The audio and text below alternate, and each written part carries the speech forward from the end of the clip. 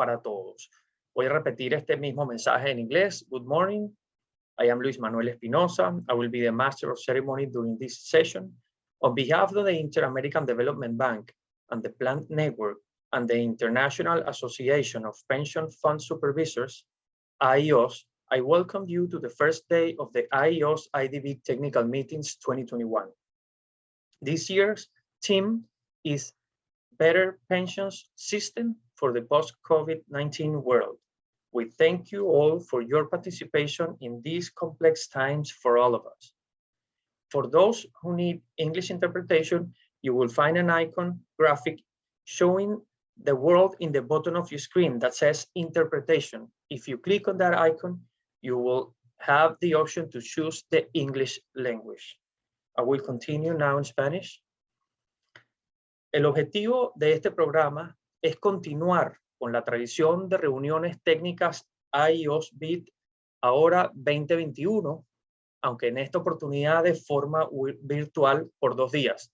El objetivo de esta sesión es presentar el panorama actual de los sistemas de pensiones en los países de América Latina y el Caribe y los desafíos hacia el futuro.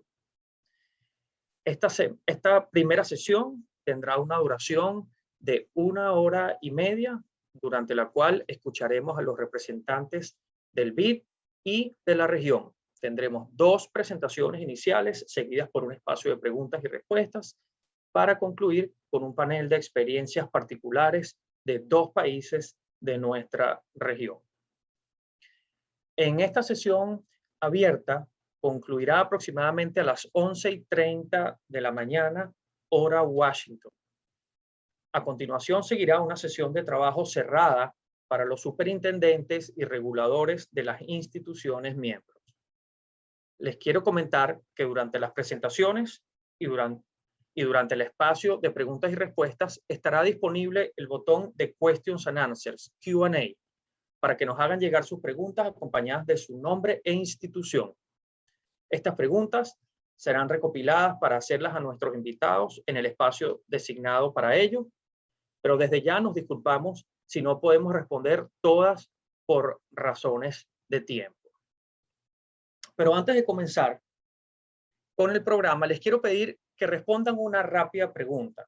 Para ello, por favor, usen sus celulares, sus computadoras o sus tabletas e ingresen al siguiente sitio: www.mentimeter.com. Repito, www.mentimeter.com. Y verán en la dirección ahí que se encuentra en este momento en la pantalla, y ahí van a ingresar el número que aparece en la pantalla para que puedan responder la siguiente pregunta, que también aparece en la pantalla. En una palabra, describa cómo se siente respecto al sistema de pensiones de su país. También va a estar en inglés. Briefly, how do you feel about your country pension system? Va a aparecer, como están viendo ya, una nube de palabras. Cada persona tiene oportunidad de responder hasta 3 veces. Es decir, pueden poner una palabra, luego volverse a conectar y poner otra palabra, y luego volverlo a hacer y poner hasta otra palabra, de manera que puedan participar 3 veces. Vamos a dar unos segundos más para que todo el mundo pueda participar. Adelante, los animamos de nuevo a entrar en su teléfono o en su tableta o en la misma computadora en la página web mentimeter.com. Al ingresar ahí, tienen que poder poner el código que ven en pantalla en la parte de arriba y responder a la pregunta. Vamos a dar unos segundos más.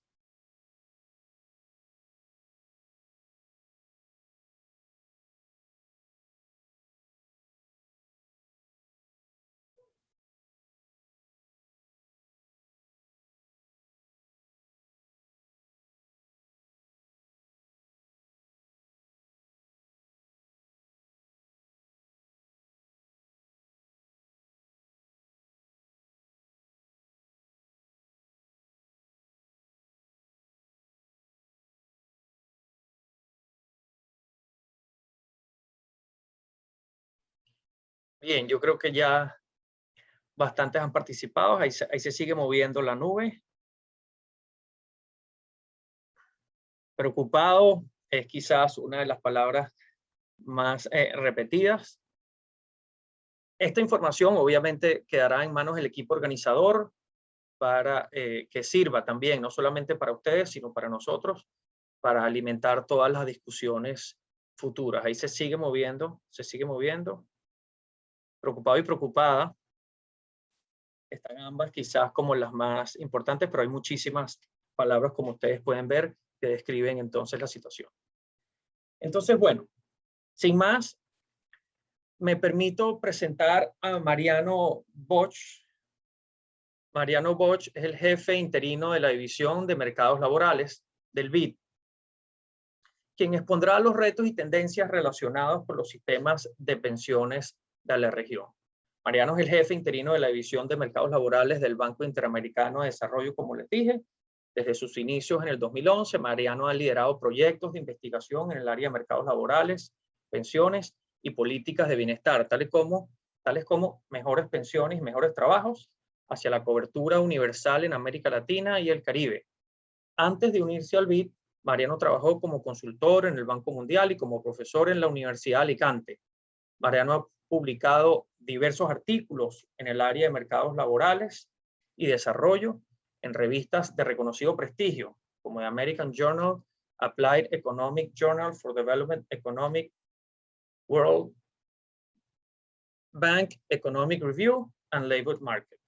Mariano posee un doctorado en economía otorgado por el London School of Economics. Les recordamos que si tienen alguna pregunta durante esta sesión, nos las hagan llegar a través del botón de preguntas de Q&A, Question and Answer. Los ponentes podrán responderlas durante el espacio reservado para ello. Mariano, adelante. Recuerda que tienes 12 minutos para tu presentación. Bienvenido. Hola, ¿qué tal? Muchas gracias, Luis Manuel. Y bueno, quería enviarles un saludo a todos. Para mí es un placer estar aquí, en mi casa todavía, pero compartiendo este espacio virtual con ustedes. Y lo primero que quería hacer es mandarles un afectuoso saludo y, bueno, compartir con ustedes que podemos seguir teniendo estas reuniones incluso en estas circunstancias tan complejas todavía en muchos de nuestros países. Lo que quería hacer hoy, como hacemos en muchas de estas reuniones, es dar un panorama de dónde están los sistemas de pensiones de la región. Y obviamente este año un poco el elefante en la habitación es qué hacemos en un contexto post-COVID, donde muchos de los retos que ya existían antes de pre-COVID siguen ahí y de repente hemos tenido o se han agudizado algunos de estos retos. Pero no quisiera dejar de empezar esta sesión sin traer la parte de buenas noticias. Realmente, si miramos desde un punto de vista histórico, cuál ha sido la evolución de la esperanza de vida en nuestra región, esto es uno de los grandes éxitos, los grandes logros que colectivamente como ciudadanos de la región hemos conseguido en las últimas 5 décadas. La esperanza de vida ha aumentado en literalmente 2 décadas en los últimos 50 años. Con lo cual, esto nos transmite de alguna manera que a pesar de que no se hayan convergido en los niveles de productividad ni de PIB per cápita, ha habido grandes avances en múltiples frentes, sobre todo en el sector social, que se ha transmitido en una mayor esperanza de vida. Y no solo eso, sino que además, cuando miramos hacia adelante y vemos cuál es la expectativa que tenemos en la región, lo que nos encontramos es que nuestra demografía todavía va a impulsar más esos aumentos en la esperanza de vida, de tal manera que para la segunda parte de este siglo, la región se va a convertir en una de las regiones, si no la región más envejecida del planeta. Con lo cual, aquí nosotros nos enfrentamos a este reto dual de, por una parte, cómo proveemos de una vejez digna a millones de ciudadanos que se van a convertir en adultos mayores en las próximas décadas, con equidad intrageneracional y sin hipotecar, asegurando la responsabilidad intergeneracional. Yo creo que esto es, si de alguna manera tuviéramos que plantear el gran reto de la región a una de las macro tendencias que observamos en el mundo, que es el envejecimiento, yo lo intentaría plasmar así. Por una parte, asegurar que nos ocupamos de nuestros adultos mayores sin hipotecar nuestro futuro. Y realmente uno de nuestros grandes desafíos es que los cimientos para cumplir estos objetivos que tenemos hoy en día realmente son débiles. Y creo que si me han visto presentar muchas veces, yo empiezo por aquí. El cimiento de mucho de lo que ocurre en nuestros sistemas de pensiones se fundamenta en nuestro mercado de trabajo. Y nuestro mercado de trabajo es eminentemente informal. En algunos países tremendamente informal. Menos de la mitad de los trabajadores de la región cotiza un sistema de pensiones y en algunos países de Centroamérica y países andinos esto no llega ni al 20 o al 30%. Por lo tanto, esta parte realmente es una de las cosas que más nos preocupan, porque sin este fundamento, sin esta base, no podemos construir sistemas de pensiones que nos permitan cumplir los objetivos que les he planteado. Pero no solo eso, sino que lo que también sabemos es que el mercado laboral trata de manera muy desigual a individuos de distintos niveles educativos, de distintas condiciones. Y aquí lo que sabemos bien es que son las personas menos educadas, las personas más vulnerables, las que están más desconectadas de los sistemas de protección social. Y quería empezar por este hecho porque de alguna manera lo que estamos observando en el shock que hemos recibido con la pandemia y la crisis que le ha sucedido es justamente esto, que nuestros cimientos y la manera en la que se distribuyen las ganancias del mercado de trabajo han sido afectadas en un patrón muy similar al que ya teníamos antes. Si vemos lo que ha pasado con el COVID en nuestro mercado de trabajo, se han perdido muchísimos millones de puestos de trabajo. Nosotros desde el principio de la pandemia hemos venido monitoreando en todos los países qué es lo que ha pasado con el mercado de trabajo. Tenemos un observatorio laboral COVID 2019 que pueden consultar. Y el mensaje es claro. En un momento dado, a mediados del año pasado, en junio, se perdieron hasta 30 millones de puestos de trabajo. Esto representa alrededor del 15% del empleo total de la región. Probablemente es la pérdida de empleo mayor que hemos documentado en las últimas décadas. Y la recuperación, que en principio fue relativamente rápida, se ha estancado en los primeros meses de este 2021. Ahora mismo tenemos una pérdida global de empleo de alrededor del 7%. Esto es tremendamente preocupante para esos impactos en el mercado de trabajo, pero más preocupante es si empezamos a observar quién ha sufrido más en este shock. Y las noticias son bien claras y bien contundentes. Han subido más los más débiles, los que más desconectados estaban ya del sistema pensional. Aquí agrupamos para 8 países de América Latina que tenemos buenos datos cuáles han sido las pérdidas de empleo por nivel educativo y el mensaje también es muy claro. Son aquellos trabajadores de baja educación, particularmente mujeres, los que más empleo han perdido. Los trabajadores de alta educación pues han perdido relativamente poco empleo y en algunos países de hecho no han sido prácticamente afectados. Y esto creo que es importante porque también nos habla de una de las tendencias que está ocurriendo en nuestro mercado de trabajo. En este caso, lo que les muestro aquí es qué ha pasado con este fenómeno del teletrabajo en un país para el cual tenemos muy buenos datos, que es Chile. Y esto es indicativo de lo que está por venir en nuestros mercados de trabajo, donde cada vez se van a demandar más habilidades digitales. Esto lo que representa es que los trabajadores de más alta educación sí que pudieron transitar rápidamente a estos mecanismos de teletrabajo. En un momento dado, los trabajadores de alta educación en Chile, más de un tercio estaban teletrabajando, mientras que esta alternativa no estaba disponible para trabajadores de baja educación que probablemente trabajaban en sectores donde esto no era posible. Y esto es importante porque nos habla tanto del impacto de la crisis como de hacia el futuro, cuál va a ser la demanda de estas habilidades digitales que van a impactar cómo nuestros mercados de trabajo construyen estos cimientos para buenos sistemas de pensiones. Me he detenido bastante aquí porque creo que esto es un punto central que tenemos que replantearnos cuando rediseñamos nuestros sistemas de pensiones. Otras cosas que también han ocurrido alrededor de la pandemia. La implementación en múltiples áreas de soluciones digitales es una buena noticia. Creo que las instituciones alrededor de los sistemas de pensiones han transitado muy rápidamente a hacia soluciones que habrían tardado muchísimos años en un contexto actual. Por lo tanto, esto son buenas noticias.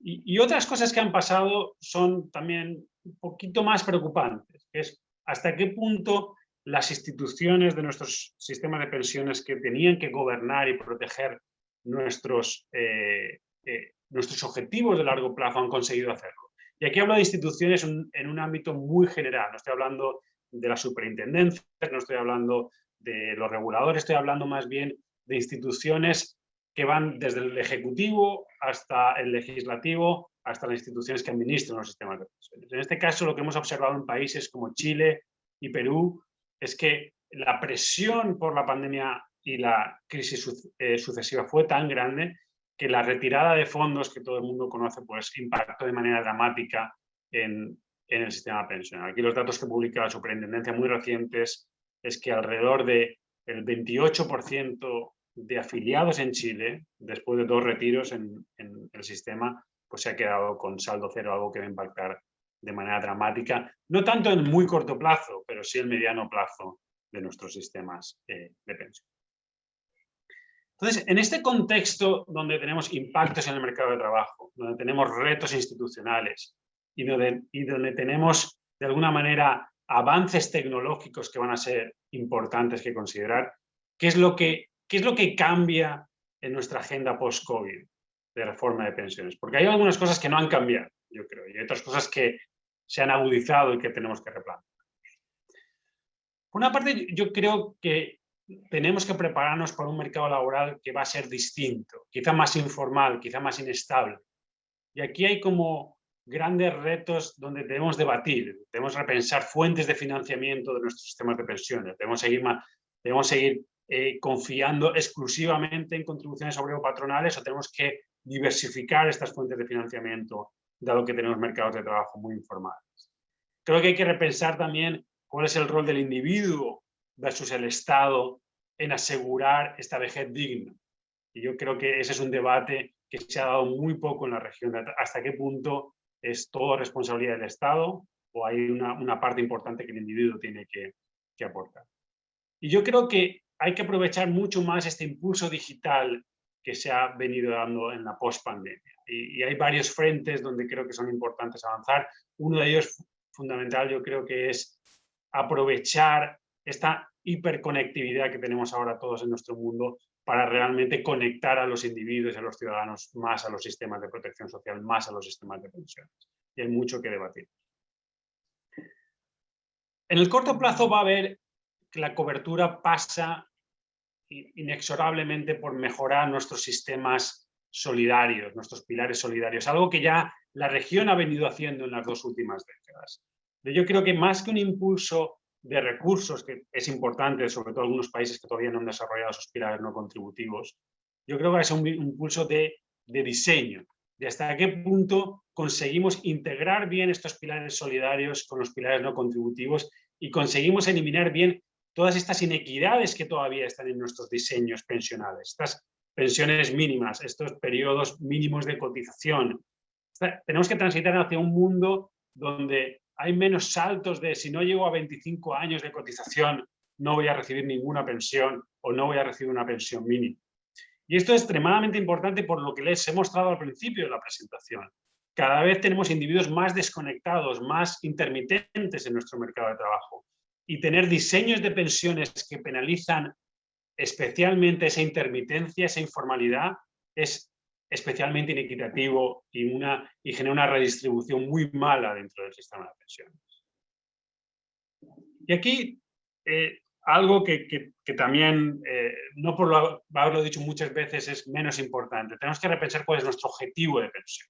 Seguimos teniendo sistemas de pensiones especialmente de beneficio definido que son extremadamente generosos para lo que son los parámetros actuales de nuestros sistemas y el envejecimiento que estamos siendo sometidos. Entonces ahí hay un gran debate en el que no voy a entrar por falta de tiempo de si esto lo vamos a poder hacer a través de fuerza bruta, de cambiar estos parámetros de edad de jubilación, contribuciones, indexación de pensiones, o hay que encontrar eficiencias en cómo aproximamos el envejecimiento, debemos tomar más riesgos, debemos compartir mejor esos riesgos, etc. Yo creo que aquí hay un debate muy importante que obviamente ahora, por falta de tiempo, no podemos entrar. Y esto es importante para asegurar que nuestros sistemas de pensiones no absorben todo el gasto público, como estamos prediciendo muchas de las instituciones que estamos monitoreando esto. Si seguimos en la ruta en la que vamos, en muchos países solo habrá sitio para pagar pensiones y salud. Y no habrá sitio para educación, para infraestructura, para cosas que son extremadamente importantes para el desarrollo de nuestros países. Y por ello, y aquí voy a cortar bastante porque me falta tiempo, es importante, es esencial el desarrollo de instituciones que gobiernan nuestro día a día para encontrar esas eficiencias en los sistemas de pensiones, pero que también nos ayuden a pensar cómo ajustamos a lo largo del tiempo nuestros sistemas de pensiones. Y aquí yo he sido muy enfático en muchos de nuestros diálogos con los países. Cualquier reforma que pase en nuestros países que no tenga en cuenta no solo los cambios que vamos a hacer hoy, pero los cambios que vamos a hacer en un futuro, va a ser una oportunidad perdida. Porque cada vez va a ser más difícil hacer estas reformas por la vía legislativa. Yo creo que vamos a tener que plantar cuáles son estos mecanismos de ajuste automáticos o semiautomáticos en nuestros países. Déjame concluir repitiendo algunas de las cosas que ya he dicho, o matizando algunas de ellas. Yo creo que hay que definir una visión y una ruta de cómo llegar a esa visión. Y sigue existiendo este panorama de que todo se va a solucionar con una reforma. Y yo creo que cada vez más tenemos que transitar esta idea de que hay muchas reformas, hay muchos procesos o mini reformas que nos van a llegar hasta ahí. Que en ausencia de reformas hay cosas que también se pueden hacer. Y mi último mensaje, y aquí ya concluyo, es que probablemente en este ámbito donde hablamos mucho de pensiones tenemos que tener una visión mucho más holística del envejecimiento poblacional, donde la parte de salud y la parte de dependencia cada vez van a ser más importantes. Y aquí sí que termino para no abusar de su tiempo. Muchísimas gracias y espero que tengamos un debate muy fructífero alrededor de algunos de los puntos que yo he levantado aquí. Muchas gracias a todos. Al contrario, Mariano, muchísimas gracias a ti. Gracias por respetar los tiempos. Qué bueno que estuviste muy pendiente. Te agradezco muchísimo para que esto permita entonces que en adelante todo el mundo pueda participar de la misma manera. Muchísimas gracias, Mariano, verdaderamente por tu presentación. Ha servido para darnos un panorama general de cómo están los sistemas de pensiones en América Latina y el Caribe y el contexto actual en que nos encontramos. A continuación, me complace presentar a Rodolfo Saldaín, presidente de la Comisión de Expertos en Seguridad Social de Uruguay, quien compartirá su visión sobre los sistemas de pensiones en nuestra región y cuáles deberían ser los cambios hacia adelante para perfeccionar, especialmente dada la contingencia y sus repercusiones en nuestros sistemas de pensiones. Rodolfo es presidente de la Cámara de Expertos en Seguridad Social de Uruguay, es abogado, expresidente del Banco de Previsión Social, coautor de las reformas previsionales de Uruguay en 1995 y Costa Rica en 1997. Ha sido docente universitario y publicado decenas de artículos en revistas especializadas y capítulos en obras colectivas sobre aspectos laborales y de seguridad social. Es autor de la reforma jubilatoria, el modelo previsional en 1995 y coautor de beneficios laborales y seguridad social en la reforma tributaria en 2007, ambos publicados por la Fundación Cultura Universitaria. Su último libro, La Era de los Nuevos Viejos, Longevidad y Trabajo y Jubilación en el siglo XXI, fue publicado en 2020. Preside la Comisión de Expertos de Seguridad Social, a la que el gobierno de Uruguay ha encargado un diagnóstico y recomendaciones de reforma, cuyo trabajo está actualmente en curso.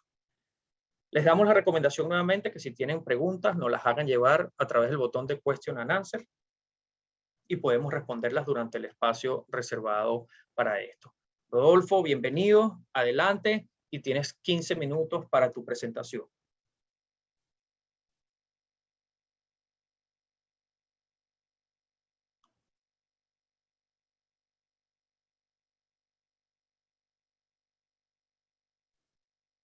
¿Se me está escuchando bien ahora? Bien. Listo, perfecto. No, adelante. decía que afortunadamente Mariano hizo buena parte de mi trabajo, porque hay muchos puntos que son absolutamente coincidentes.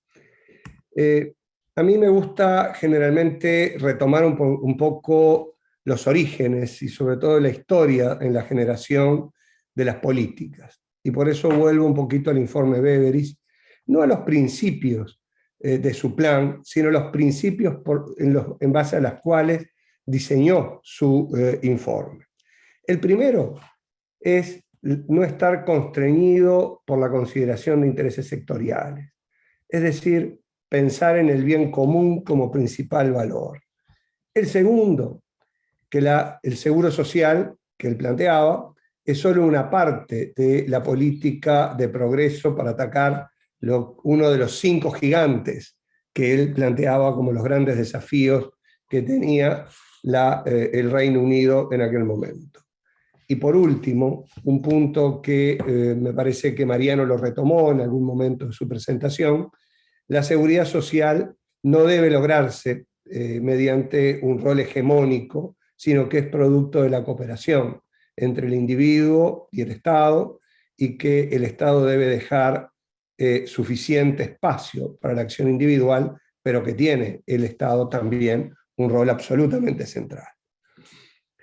Los 5 gigantes de Beveridge: la necesidad, la enfermedad, la ignorancia, la miseria y la ociosidad. Tal vez no sean muy diferentes de los gigantes que tenemos hoy que enfrentar en América Latina. Vamos a volver un poco sobre eso más adelante. Cuando pensamos en los sistemas de pensiones, tenemos un determinado medio ambiente.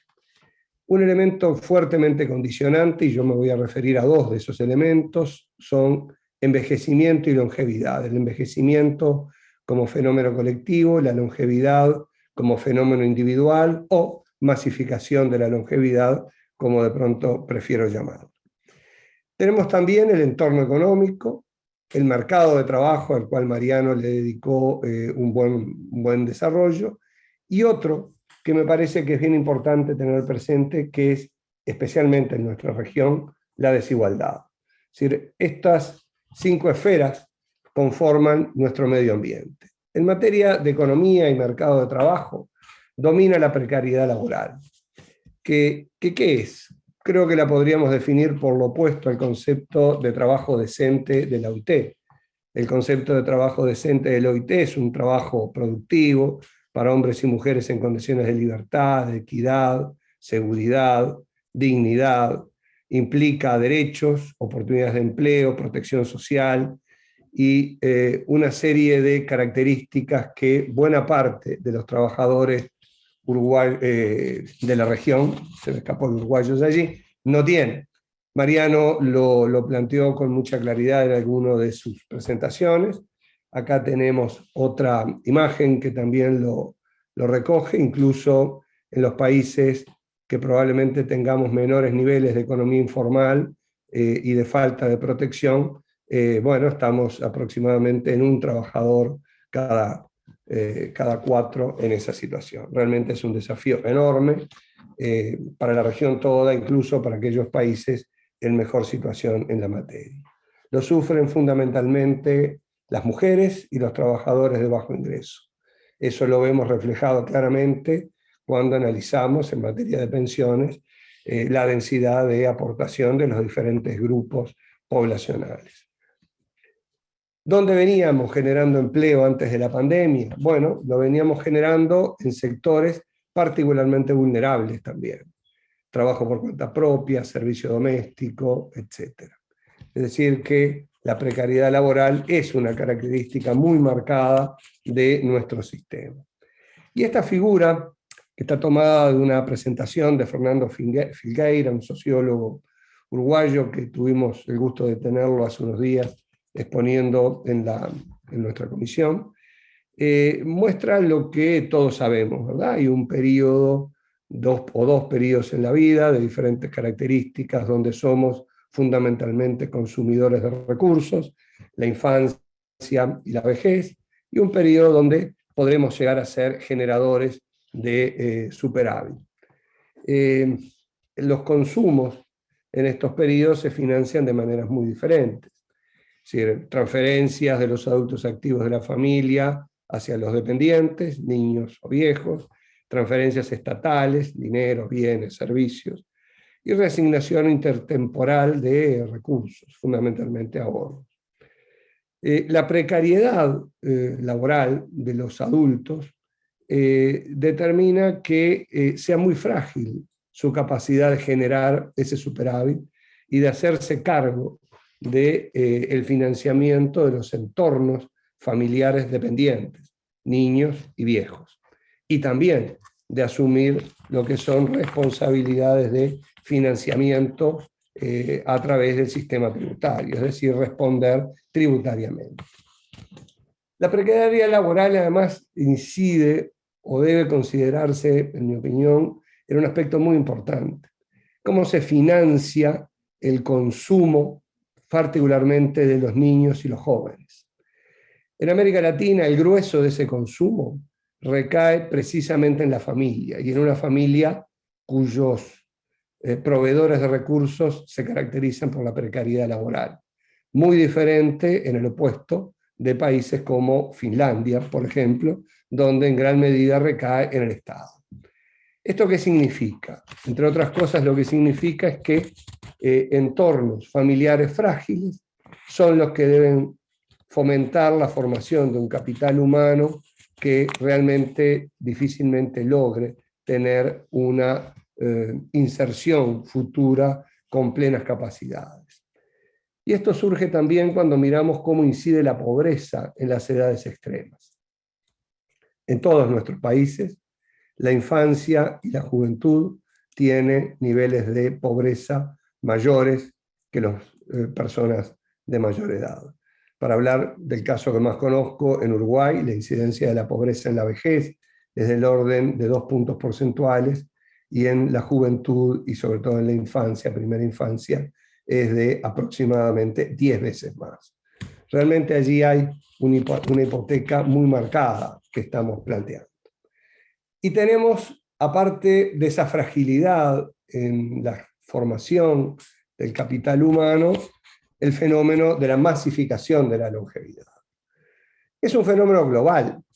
En este siglo la población en el mundo cae en todo el mundo prácticamente, con algunas muy pocas excepciones, África y algún entorno de la India. Los grupos poblacionales en edad activa se reducen, y este es un fenómeno que tiene efectos incluso en algunas de las guerras económicas que estamos viendo. Por ejemplo, la población china se reduce fuertemente, la población en edad de trabajar, producto de diversas circunstancias, entre otras la política del hijo único, y de allí algunos énfasis tecnológicos, mientras que, por ejemplo, en Estados Unidos ese fenómeno no se da, y la población en edad de trabajar mantiene una relación bastante razonable con la población de 65 y más años de edad. En América Latina, en general, la situación es distinta. Es decir, nosotros partimos hoy de una línea de base donde incluso estamos algo por debajo en materia de envejecimiento que la media mundial, mientras que vamos en 30 años hacia un envejecimiento que la supera bastante.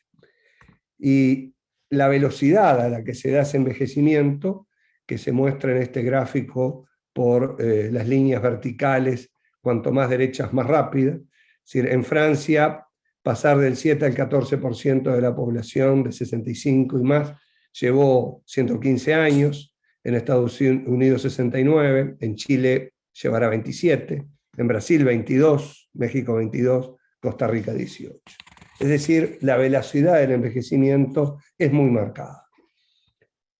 Tenemos, cuando miramos datos relativamente actualizados, 2015 a 2050, en Europa, la población de 60 y más años de edad comparada con la de América Latina, tenemos que algunos países de la región se aproximan a lo que son medias europeas, pero cuando nos vamos a las perspectivas de 2050 encontramos que países como Chile y como Brasil, un enorme gigante regional, se aproximan mucho a los niveles de envejecimiento europeos.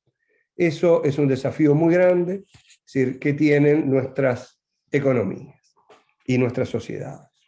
Acá quiero hacer algunos subrayados de esto. Europa envejeció en la gran prosperidad de la posguerra. Políticas de pleno empleo, auge de los estados de bienestar, la igualación buena, y allí tomo prestado terminología de Branko Milanovic. Nuestra región, por el contrario, envejece en la estrechez económica, precariedad laboral y baja protección social con una alta desigualdad. La infancia y juventud crece con alta incidencia de pobreza y a cargo de familias con precariedad laboral.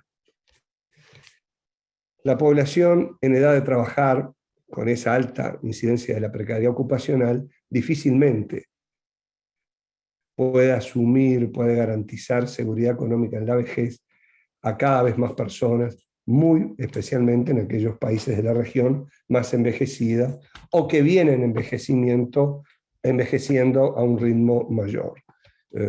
Uruguay, por ejemplo, es de los más envejecidos secularmente. Sin embargo, la velocidad de envejecimiento de países como Chile, como Brasil, es realmente muy alarmante. La protección social asociada al trabajo formal no parece ser una respuesta suficiente en este contexto. De allí que sea necesario pensar en otro tipo de alternativas. Y acá, ya orientándome hacia redondear un poquito esta presentación, la región es heterogénea. A diferencia de lo que creíamos en los años 90, no está nada claro que haya una receta válida. Cada país tiene características diferentes y hay países con, podríamos decir, niveles relativamente similares de desarrollo que por sus diseños institucionales llevan a que, por ejemplo, Uruguay tenga 11 puntos de su PIB dedicado a el sistema previsional, jubilaciones y pensiones, mientras otros países hermanos como Chile tengan, digamos, opciones diferentes con porcentajes de gasto público muy marcadamente menores. Y si bien no hay recetas, hay algunas líneas que parecerían que deberían transitarse, ¿verdad? Esos esfuerzos a la formalización laboral. Confieso que no soy muy optimista que esos esfuerzos logren tener el impacto necesario.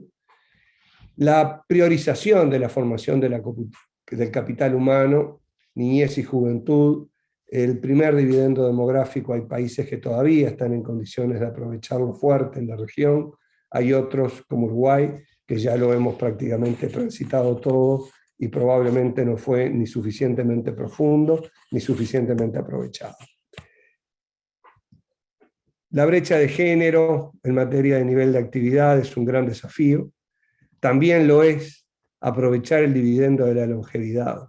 Y allí buena parte de nuestros trabajadores mayores padecen un elemento discriminatorio importante, el edadismo, y muchas de las empresas en la región no están todavía captando las capacidades que están implícitas en ese capital humano de una población envejecida y envejecida en condiciones de salud razonables para seguir haciendo un aporte económico de valor. El fortalecimiento de los esquemas de ahorro. ¿Qué hacen los mejores de la clase? ¿Qué han hecho los mejores de la clase? Nosotros tenemos oportunidad de ver hoy cuál ha sido el desempeño de países que envejecieron antes que nosotros. Y si miramos los mejores de la clase en estos temas, obviamente aparecen enseguida los países nórdicos, aparecen Dinamarca, Países Bajos, Suecia. Pues bien, nosotros no somos suecos con S, pero tampoco somos suecos con Z. Es decir, también tenemos capacidades, es decir, que todavía no hemos logrado expresar en su mayor potencial. Probablemente porque han quedado bastante presa de discusiones de tipo ideológico. El fortalecimiento de los esquemas de ahorro entiendo que es absolutamente central para sectores medios y superiores en la escala de ingresos. mediante la transferencia intertemporal de recursos como forma de alivianar el peso de una mochila que en algunos países, como Uruguay, como Brasil y como varios más de la región, es realmente muy grande sobre las nuevas generaciones que van a ser más pequeñas en tamaño que lo que han sido hasta ahora.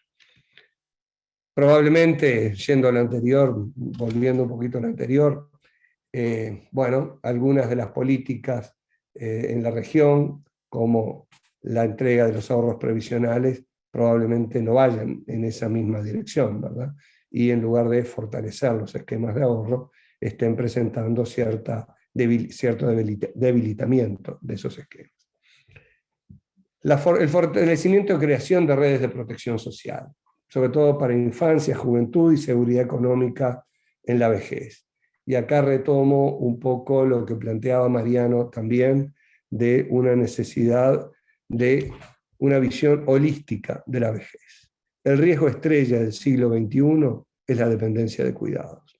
Y sobre todo en países que envejecen o en regiones que envejecen como América Latina, y teniendo el gran desafío de hacerlo en la estrechez económica y no en la holgura, como fue la experiencia de los países europeos de la segunda mitad del siglo pasado.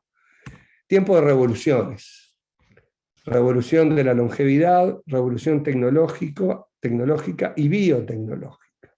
Los procesos de envejecimiento poblacional están recién empezando y nada hace pensar que no se acentuarán fuertemente en el futuro y más temprano que tarde. La tapa de la revista del MIT de, creo que septiembre del 19, Technology Review, All Age is Over, era el título de la tapa de la revista. Y tenemos muchos anuncios de que a la vuelta de la esquina hay descubrimientos científicos de enorme valía para mejorar la calidad de vida y eventualmente prolongar la longevidad aún más. Vuelvo a las lecciones de Beveridge. Un momento revolucionario en la historia es un momento para revoluciones, no para parches. El gran desafío que tenemos por delante los formuladores de política es encontrar los equilibrios necesarios para tener un desarrollo social y económico lo más armónico posible. Muchas gracias. Gracias a ti, Rodolfo. Muy buena presentación. Ahora conocemos bastante mejor tu visión sobre lo que está pasando en la región y cuáles son los retos y cuáles deberían ser los cambios de los sistemas según tu perspectiva. Hemos recibido varias preguntas, lo cual señala que hay bastante interés por estas presentaciones. Anímense, el resto que no haya preguntado puede hacerlo. Le paso la palabra entonces ahora a Paulina Granados, secretaria técnica de AIOS, quien será la que nos va a ayudar a realizar estas preguntas a ambos ponentes. Adelante, Paulina. Sí, muchas gracias, Mariano, muchas gracias, Rodolfo, y gracias por las preguntas que nos han hecho. Desde ya me disculpo si no alcanzamos a exponerlas todas en este breve tiempo que tenemos. Creo que agrupo en la pregunta que voy a hacer bastantes de las preguntas que nos han hecho llegar, que tienen que ver con si pueden desarrollar ambos un poco más a qué se refieren o cómo aterrizar un poco esta idea de tener reformas más holísticas. Ambos dijeron que ya no hay una sola reforma, no hay una sola receta que nos ayude a mejorar la cobertura y el nivel de pensiones en el futuro. Así es que les doy la palabra, por favor. Rodolfo, quizás primero, y Mariano. Bien, muchas gracias, Paulina. Efectivamente, la reforma, o más que la reforma, la política de pensiones debe estar integrada en la política de protección social general y no es un acto, es un proceso. Algunos países, como Uruguay, cometió, en mi juicio, el error de que la reforma hecha en el año 1995, previendo diferentes situaciones de escenario de medio ambiente, quedó congelada durante un par de décadas prácticamente. Y eso nos dejó bastante por el camino. También tenemos un esbozo de sistema de cuidados que acá. ¿Me están oyendo ahora? Sí, Rodolfo, ahí está bien. Bueno, retomo. Decía que debe ser un proceso que debe estar siendo monitorizado permanentemente por alguna agencia o unidad especializada en materia de pensiones y en materia de protección social en general. Los sistemas de cuidados en particular, y ahí refería al sistema de Uruguay, que suele ser mencionado como uno de los pioneros en materia de cuidados, es un sistema que en materia de vejez es absolutamente insuficiente. Tenemos apenas un 5, 6, 7% de la cobertura de población en situación de dependencia de cuidados. Por lo tanto, entiendo que es imprescindible mantener una vigilancia y reforma de carácter permanente en el sistema.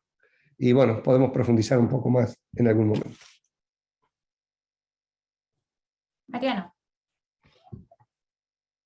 Gracias, Paulina.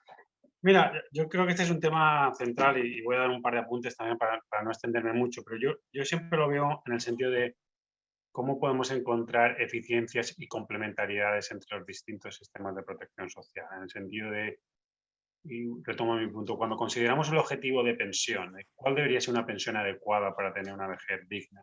Eso va a depender mucho de cuáles sean los sistemas complementarios de protección que existen. No es lo mismo tener una pensión en un sistema donde el acceso a la salud es gratuito o las medicinas es gratuito, o en un sistema donde las medicinas son de pago. No es lo mismo tener una pensión en un sistema donde, como decía Rodolfo, en algún momento dado va a haber algún tipo de aseguramiento contra dependencia de actividad, como en un sistema que no. Por lo tanto, creo que esa discusión tiene que ser dada al mismo tiempo. Y obviamente para nosotros, que somos un grupo de pensiones, esto viene de manera muy antinatural, ¿no? Porque el sistema de pensiones es ya muy complejo en sí, pero es esencial entender cómo la discusión de cómo adaptamos nuestro sistema de pensiones se va complementando con estos otros servicios que son centrales para el bienestar del adulto mayor. Entonces, la discusión de una reforma de pensiones, donde estamos planteando, mira, esta va a ser la pensión, debería darse al mismo tiempo y decir, mira, esta va a ser la pensión porque además vamos a complementar con otros servicios que son esenciales. Y aquí creo que es importante decir que algunos países obviamente se están planteando. En la última discusión que se estaba dando en Chile, se estaba considerando ya algún tipo de pago por dependencia. Entonces, la última idea que quería transmitir es que en esta discusión hay ganancias de eficiencia, porque todos estos seguros adicionales, tanto de salud como de dependencia, no son transferencias directas, son seguros. Entonces, creo que otra idea importante es que si queremos encontrar estas eficiencias para afrontar el envejecimiento, tenemos que transitar hacia el concepto de aseguramiento, no tanto de transferencia monetaria, que es más el concepto de pensión. Y ahí lo dejo. Sí, Julia, me Mariano. gustaría hacer un agregado, Sí, si por favor, estoy a tiempo. adelante. La comisión nuestra, que fue creada en noviembre del año pasado, con un plazo muy acotado para emitir un diagnóstico, que ya lo hicimos, y emitir recomendaciones en lo que estamos trabajando, no incluía en el mandato legal el tema cuidados. Es decir, era pensiones. Es decir, ese era el tema nuestro. Sin embargo, durante el transcurso del diálogo con la sociedad, si desarrollamos unas 50 audiencias de maneras muy, muy variadas, recibiendo todo tipo de organizaciones, quedó en evidencia que era imprescindible asociar el tema cuidados al tema pensiones. Un poco en la línea que decía Mariano. Probablemente en el caso uruguayo el tema salud ya tenga una solución a través del Sistema Nacional Integrado de Salud, donde prácticamente toda la población tiene la cobertura a través de un descuento de los beneficios, ¿verdad? Que no está exento de problemas de financiamiento, y muy grandes, por cierto. Pero nos vimos en la necesidad de incorporar el sistema de cuidados en nuestras consideraciones, y de hecho en el informe de diagnóstico incorporamos un anexo específico sobre el sistema de cuidados. Era agregar eso. Gracias. Muchas gracias. A ver, me cambio a un tema que tiene más que ver con la coyuntura actual, dada la pandemia y dadas las crisis sociales en diversos países de la región. Se han producido retiros importantes o ataques a un sistema de seguridad social que tiene que ver con retirar plata, dinero en el corto plazo, lo que desbeneficia el largo plazo. Esto ha develado, falencias en la posibilidad de endeudarse de las familias, del sistema financiero de los países, etc. Entonces se ha tenido que recurrir a dineros ahorrados para pensiones para poder satisfacer necesidades urgentes de corto plazo. Me gustaría saber si pueden desarrollar un poco más qué hacemos con esto. Por ejemplo, hay iniciativas, pero han estado todavía en el ámbito privado, como en Inglaterra, por ejemplo, de tener estos ahorros de emergencia, que pueden ser utilizados para catástrofes como esta, o para otras necesidades de corto plazo que las personas tengamos. Si pudieran desarrollar un poco más en eso, ¿qué podríamos hacer para enfrentar situaciones como esta, ayudando a las personas, pero sin desfortalecer el sistema de pensiones? ¿Rodolfo? Sí, empiezo. En algún momento, cuando en la teoría, diríamos, del diseño de sistemas de pensiones, se suponía que los sistemas de capitalización individual estaban menos expuestos al riesgo político, a diferencia de los sistemas de beneficio definido. La evidencia de estos años en la región muestra que eso era una falacia. Acá claramente los sistemas de capitalización individual han estado expuestos al riesgo político y están expuestos hoy día a ese riesgo político. Por lo tanto, allí ese es digamos, un dato.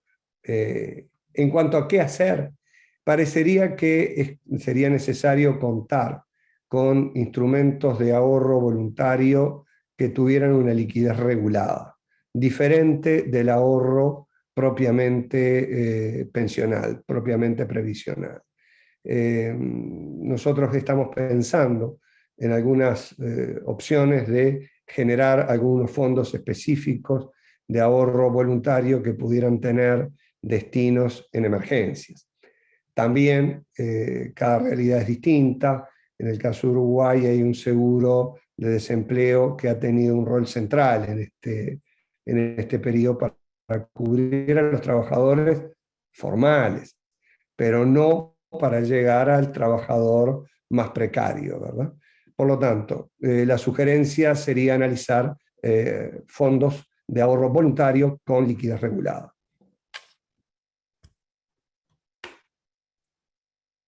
Sí, Mariano, si quisieras agregar a esto, y aprovecho de hacerte otra pregunta que tiene que ver con tu presentación. También sería interesante que se pusiese a desarrollar en esto de los mecanismos automáticos que tienen que ver con estas reformas holísticas quizás.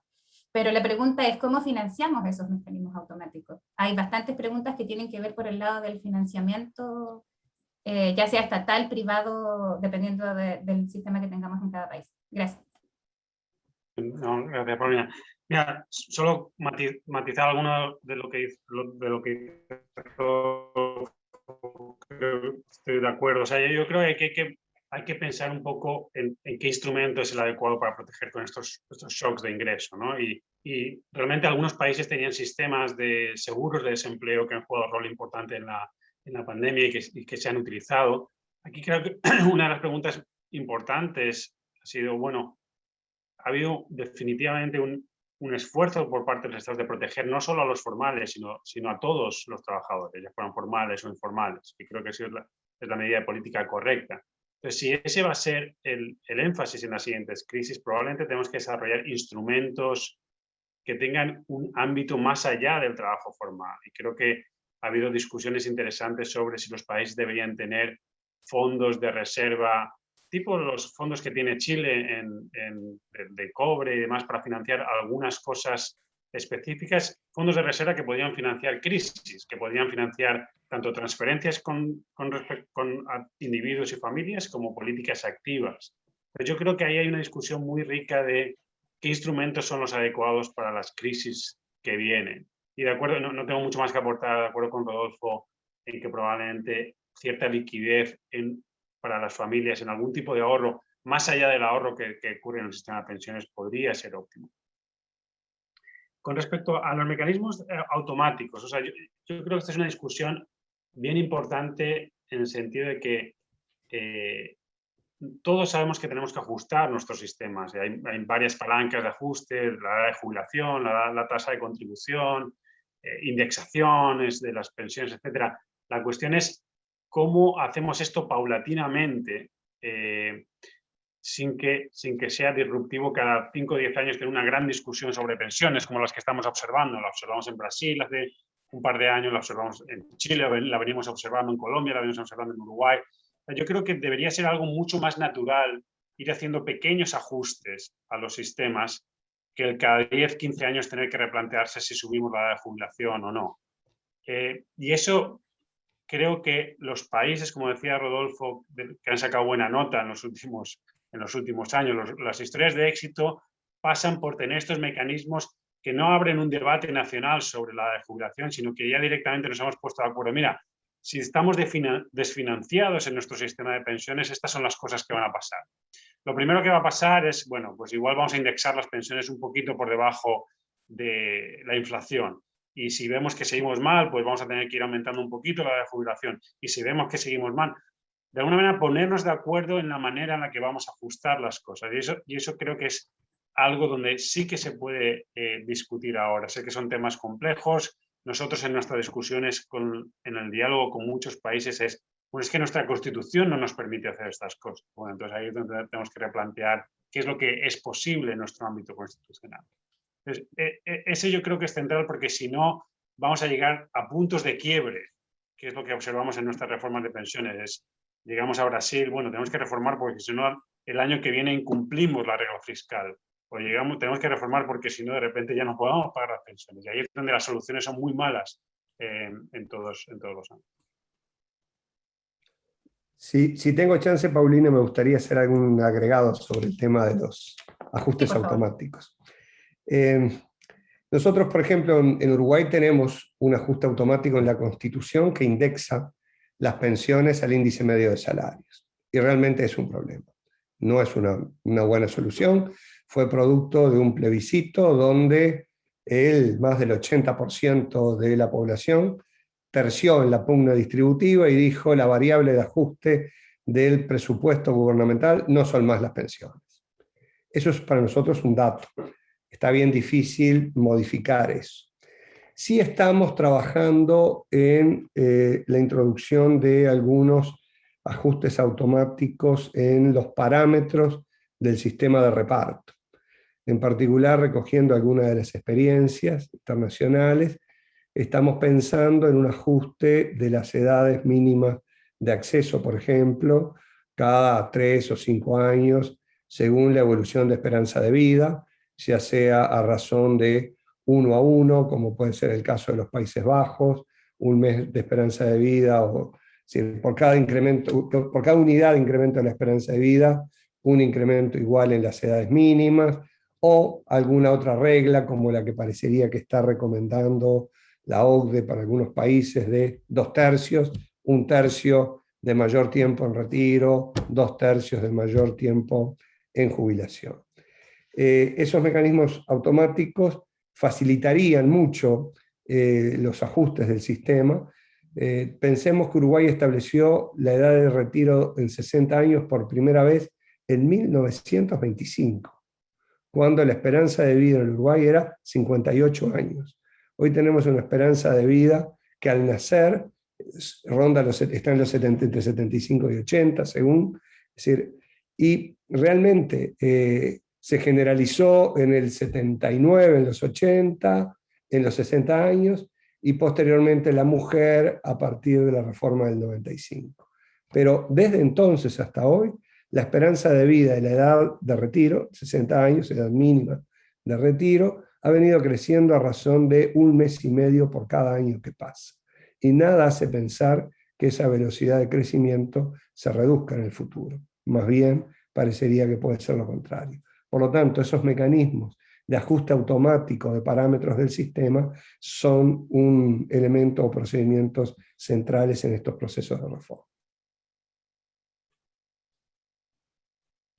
Bueno, muchísimas gracias a Mariano y a Rodolfo por responder las preguntas a nosotros y a todos los participantes, y muchísimas gracias a Paulina también por habernos ayudado a presentarlas y a moderarlas. Seguramente han quedado algunas preguntas sin responder, sin embargo, lamentablemente por cuestiones de tiempo, vamos a seguir adelante con la siguiente sesión. A continuación tendremos un panel sobre las experiencias de los sistemas de pensiones en Brasil durante la pandemia. Para ello los voy a dejar nuevamente en manos de Paulina Granados, quien va a ser la moderadora del panel. Adelante, Paulina. Gracias, Luis. Bueno, bienvenidos a todos. Hoy tenemos el placer de dar la bienvenida al señor Narlon Gutiérrez Nogueira, secretario de Previsión de Brasil, que nos presentará las medidas más recientemente implementadas en sus países para hacer frente a la crisis generada por el COVID-19. Durante este segmento realizaré 2 preguntas a cada uno de los panelistas de manera alternada. Ya vamos a tener un formato un poco diferente a lo que estamos acostumbrados en nuestros seminarios habituales. Cada panelista tendrá 5 minutos para responder y ahí y agradecemos mucho que nuestros invitados sean estrictos en el tiempo. Voy a presentar entonces a nuestros 2 panelistas. Narlon Gutiérrez Nogueira es secretario de Previsión Social de la Secretaría Especial de Previsión Social y Trabajo del Ministerio de Economía de Brasil. Es auditor fiscal de Impuestos Internos de Brasil, licenciado en Administración y Derecho, especialista en Derecho Público. Tiene una maestría en Derecho Político y Económico y otra maestría en Dirección y Gestión de los Sistemas de Seguridad Social. Actualmente se encuentra cursando la maestría en Gobernanza y Desarrollo. Entonces, la primera pregunta. ¿Qué efectos ha tenido la pandemia en los sistemas de pensiones en sus respectivos países? ¿Y qué medidas se han adoptado? Buenos días, Paulina. Me saludo a todos. Agradezco por la invitação e contarei com sua compreensão para mi portunhol durante a apresentação. Vou a compartilhar minha apresentação.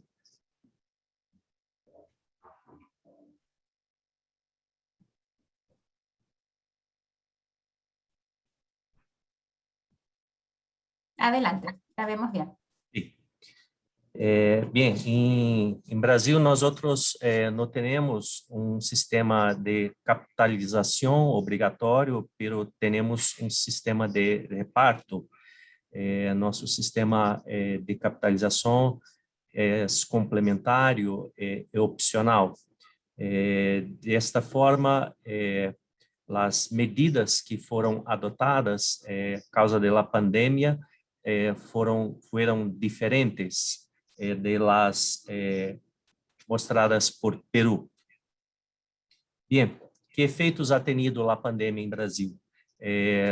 Nós hemos tomado amplo conjunto de medidas para garantizar o mantenimento da assistência, da seguridade social, os ingressos da população e o emprego, como se demonstrará em las seguintes diapositivas.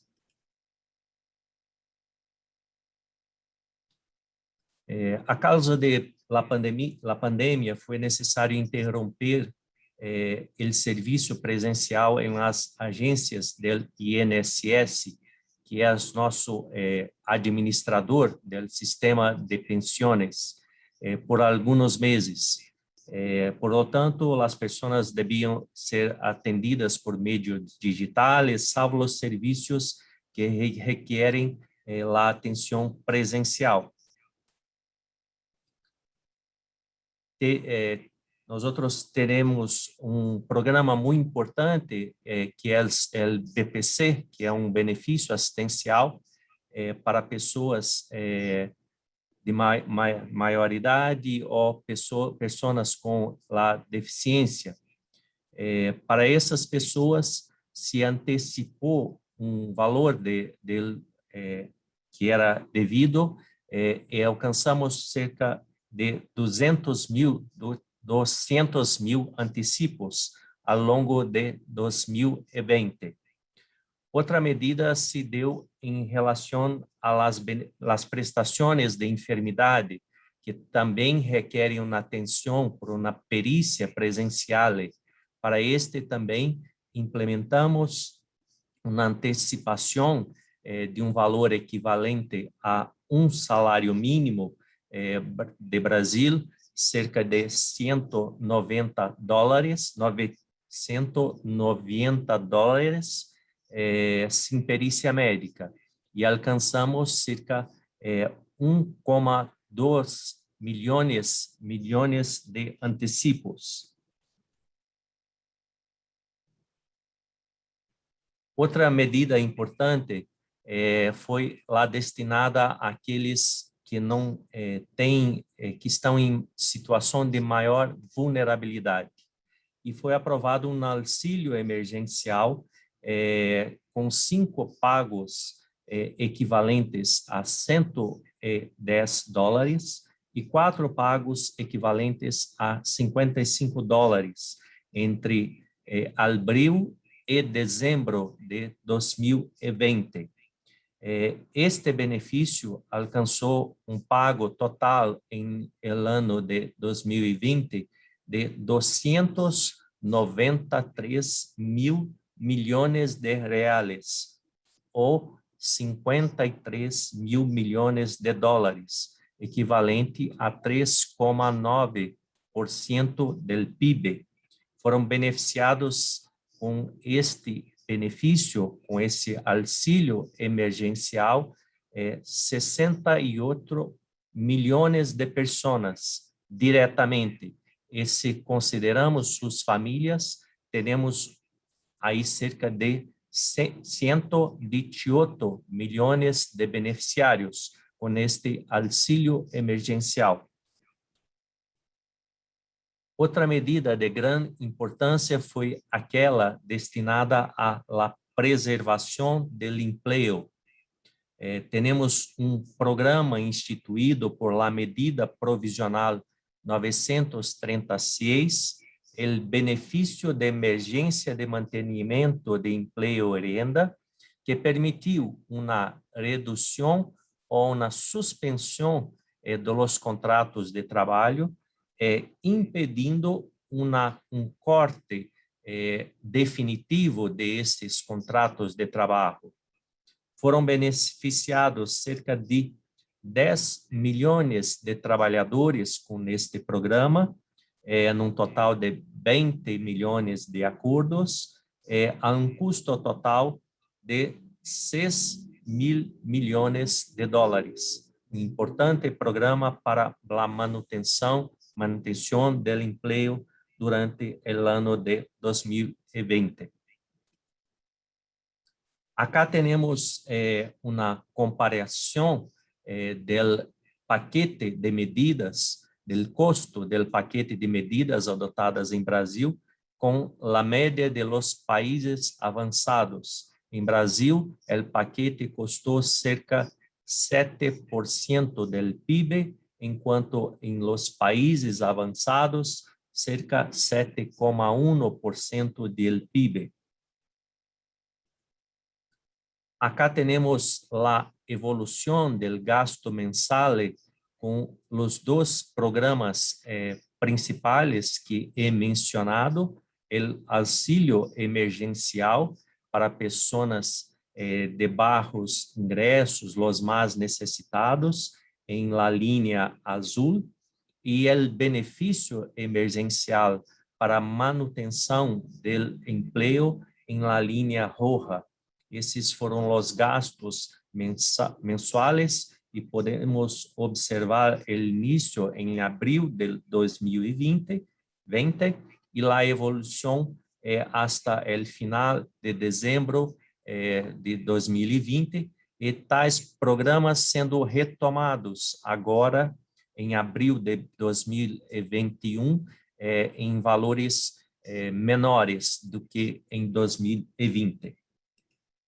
E, por fim, temos aqui o impacto do auxílio emergencial para pessoas sem renda sobre o total de seus ingressos. E podemos observar que a focalização deste benefício, as pessoas do primeiro decil de renda tiveram na sua quase totalidade a manutenção de seus ingressos por meio de tal auxílio emergencial. Estas são as considerações para sua primeira pergunta.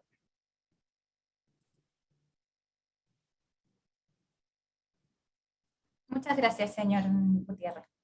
Entonces, pasamos, les agradezco por las claras explicaciones de ambos. Impresionan los niveles de cobertura, tanto en Perú como en Brasil, la verdad, el número de personas beneficiadas.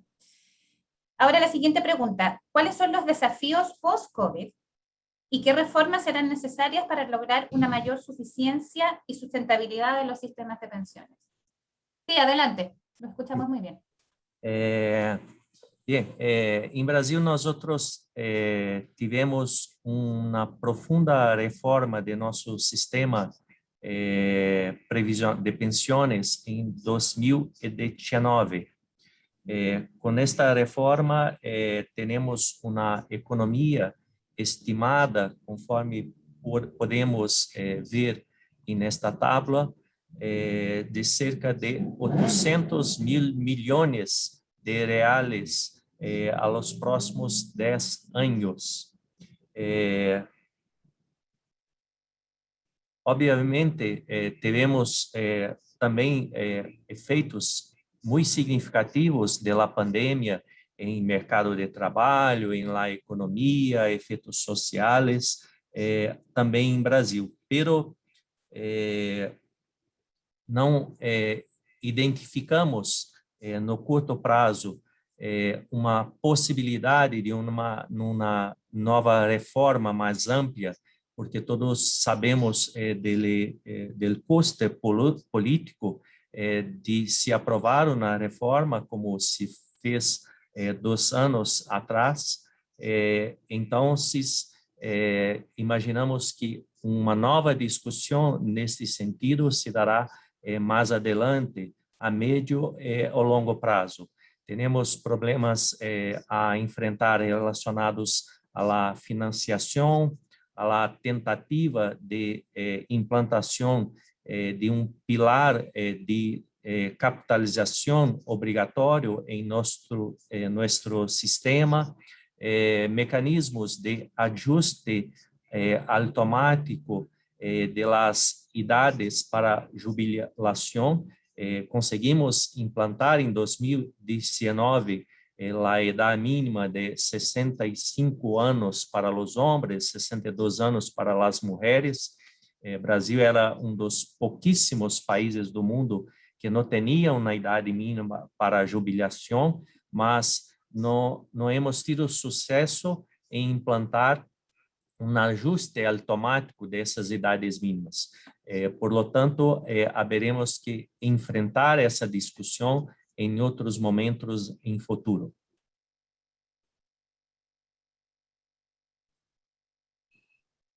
Bueno, muchísimas gracias a ambos. Hemos llegado al final de este segmento. Quiero agradecer a Elio Sánchez y a Arnaldo Gutiérrez Nogueira por su participación y sus valiosas experiencias y reflexiones. Paso entonces la palabra al maestro de ceremonia, Luis Manuel Espinosa. Muchísimas gracias a todos y a todas. Hemos llegado al final de esta sesión, cuyo objetivo, les recuerdo, fue presentar el panorama actual de los sistemas de pensiones en la región y conocer las experiencias de Perú y de Brasil en consecuencia de la pandemia. Les recordamos que mañana, el segundo día, comenzará a las 10 de la mañana hora Washington. Mañana nos acompañarán Waldo Tapia, especialista líder de la División de Mercados Laborales del BID, y Marcelo Caetano, secretario general de la Asociación Internacional de Seguridad Social, para reflexionar cómo la tecnología puede mejorar la eficiencia en los sistemas de pensiones. El enlace para la sesión de mañana está en el chat y es el mismo que usaron para acceder a la sesión de hoy. Por otro lado, y para los supervisores y reguladores que han sido invitados a esta sesión, empieza la sesión cerrada. Les recuerdo que nos encontraremos para esa sesión cerrada a las 12 del mediodía, hora Washington. Es decir, prácticamente en media hora, para lo cual cuentan con un enlace que se les ha enviado por separado para poder ingresar a esa sesión. A nombre de los organizadores del evento, del Banco Interamericano de Desarrollo, de la red PLAG y de la Asociación Internacional de Organismos de Supervisión de Fondos y Pensiones, AIOS, les damos muchísimas gracias a todos por habernos acompañado, por sus preguntas y por su participación. Así que hasta mañana, los que vienen mañana a las 10 de la mañana, y hasta dentro de media hora a el resto de los supervisores reguladores que han sido entonces invitados a esa sesión. Muchísimas gracias por su participación y hasta luego.